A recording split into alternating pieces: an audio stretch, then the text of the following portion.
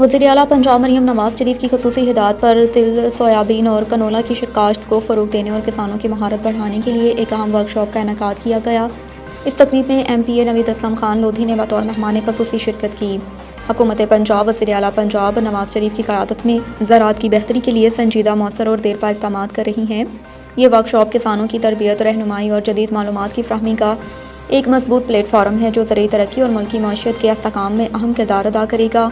Director ज़राअत Chaudhary Shahbaz Akhtar ने बताया कि ये मनसूबा ख़ारतनी तेल की दरामदात कम करने और मुकामी पैदावार बढ़ाने में संग मील साबित होगा, जिससे किसानों की आमदन में नुमाया इजाफा होगा। Deputy director doctor Tahir Javed ने कहा कि वर्कशॉप के ज़रिए किसानों को जदीद बीज, जदीद तकनीक और बेहतर फसल मैनेजमेंट की तरबियत फ़राहम की जा रही है ताकि फ़ी एकड़ पैदावार में वाज़िया इजाफा मुमकिन हो सके। तकरीब के इख्तिताम पर किसान और शुरा ने वज़ीर आला मरीम नवाज शरीफ और MPA नवीद असलम खान लोधी का शुक्रिया अदा किया।